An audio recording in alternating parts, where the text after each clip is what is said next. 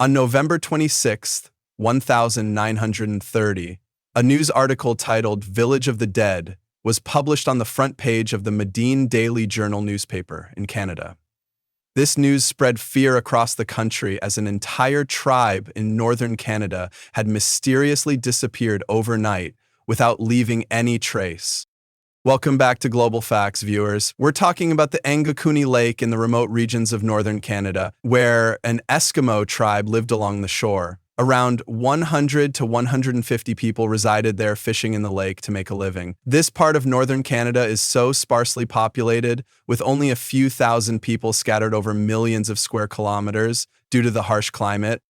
Apart from fishing, hunting animals was common, and hunters frequently visited the area. On a cold day in November 1930, a hunter named Lebel arrived in the area. He became so absorbed in hunting that he didn't notice when nightfall came. He decided to visit the Eskimo tribe, as he had done many times before, as the tribe was known for welcoming outsiders.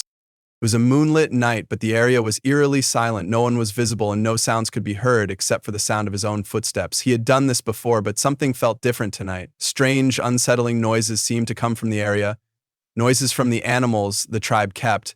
But as he neared the settlement, the silence was even more pronounced. Lebel quickened his pace, thinking the villagers were either asleep or had gone elsewhere. From a distance, he could see the smoke rising from the huts, but as he got closer, he couldn't hear any voices. When he entered the settlement, he was stunned to find that there were no people, no animals, nothing at all.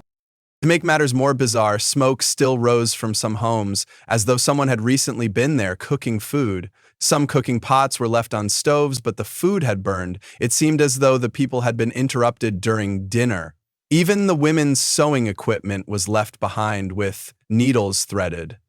It was as if the people had vanished without a trace. Lebel began searching the settlement and found that the dogs the tribe kept were dead, their collars still around their necks. The strange part was that food had been left out for them, but there was no one to feed them. He discovered a recently dug grave, which seemed to have been dug not long ago.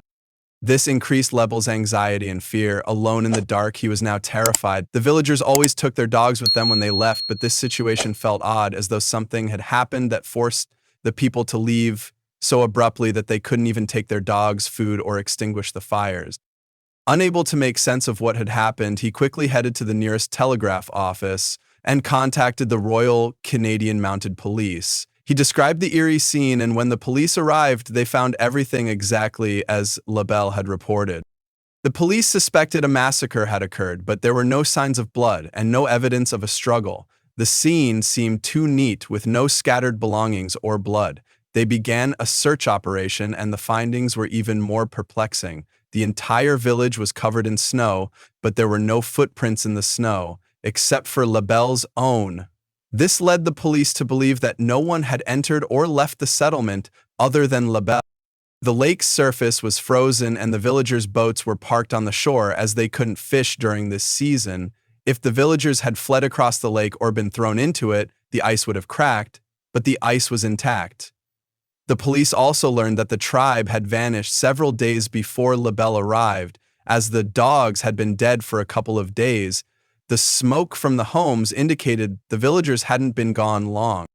Despite months of search operations, the case remained unsolved. The police were forced to close it, marking it as unresolved. Over time, the incident was largely forgotten.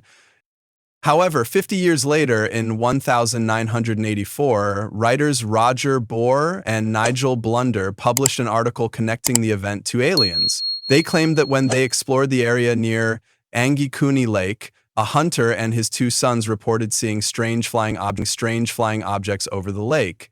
They believed these objects were headed toward the Eskimo settlement. Based on this story, they theorized that aliens had abducted the villagers that night. However, there was no concrete evidence to support this theory, and most people rejected it. Since then, many other stories about the missing Eskimo tribe have emerged, but the truth remains a mystery. Even though this incident is now almost 100 years old, no one knows for sure what happened to the people of the Angakuni Lake village. The mystery of the missing Eskimo tribe endures to this day. I hope you enjoyed this video. Don't forget to like, share, and leave your comments. Thank you for your support. See you in the next exciting video.